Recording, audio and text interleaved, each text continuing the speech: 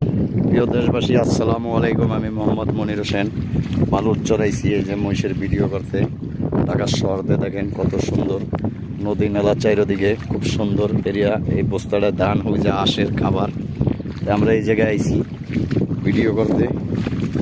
দেখা যাচ্ছে আইছি ঢাকা শহরের 10 কেজি ওজনের একটা তরমুজ কিনছি 200 টাকা দিয়া। আপনারা এই তরমুজটা ঢাকা শহর কিনলে হয়তো 1000 থেকে 1200 টাকা লাগতো নর্মাল কেজি হিসাবে কিনতে গেলে। এই জায়গায় খুব সস্তায় কিনছি, আল্লাহর রহমত, আল্লাহর দয়া মায়া, আল্লাহর রহমতে আমরা এই জায়গায় আসলাম আমার আল্লাহর পাকের রহমতে, নবী পয়গম্বর ফিরাউলিয়ার দোয়ায় খুব সুন্দরভাবে ভদ্রভাবে এই মহিষগুলো দেখার জন্য আসছি। যে এটা হইলো চর, বালুর চর বলা হয়। এই চরে খুব অমায়িক দৃষ্টিতে আসছি আমরা এই মহিষ দেখার জন্য। হাজার হাজার মহিষ। ওই যে দেখেন তরমুজ কিভাবে চুরি করে, ওই যে নদীর ওই পারে, ওই যে দেখেন চরে কিভাবে চরে। ভাই ভিডিও করতে আইছি ভাই। জি ভাই, ঢাকার থেকে আসছি ভাই। ওই দেখেন ভাই, ওই যে তরমুজ চোর, ওই যে দুইজনে দুইটা তরমুজ লইছে, ওই যে দেখেন নৌকা দিয়া। প্রিয় দর্শক, এই যে নৌকা দিয়া দুই লোক দুইটা তরমুজ লয়ে আস্তে করে আয়া পড়ছে। তার মানে এই চুরি করে ক্যারে খাওয়াইবো আল্লাহ জানে।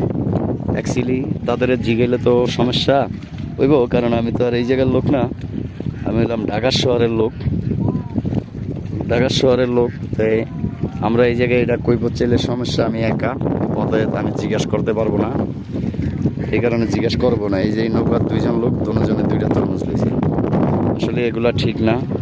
খেতালারতে বললে আমি একটা তরমুজ নিয়েছি 10 কেজি ওজন এবং 200 টাকা দিয়ে, এরা হয়তো 50 টাকা দিয়ে লইতে পারতো। তাদের পরিচিত, আমার তো আর পরিচিত না।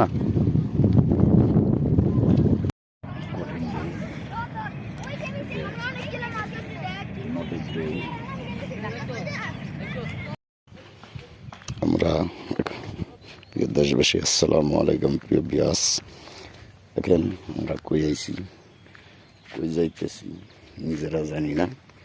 খুব সুন্দর এরিয়া আমাদের এলাকায়, অমায়িক দৃষ্টিতে সব খুব ভালো যায়, জিনিস দেখা যায় আল্লাহর দোয়ায়, আল্লাহর রহমতে, আল্লাহর নামে, আল্লাহর কামে। সকলে দোয়া করবেন, সুস্থ থাকবেন, অন্যকে সুস্থ রাখবেন, এটি কামনা। আমরা এখন আছি এই জায়গাটায়, যে জায়গায় মানুষ চলাচল করে না। এই এলাকায় ভীষণ সাপ থাকে ভাই, কঠিন সাপ। দেখেন 12 মাইয়া কাঁঠালের অভাব নেই আমাদের এলাকায়। কঠিন কাঁঠাল হয়েছে এই বছর, আরো বড় বড় কাঁঠাল। এই যে খুব সুন্দর কাঁঠাল। এটার স্কিম বলে গ্রাম অঞ্চলে, শহরে বলে আবার ডেরেন।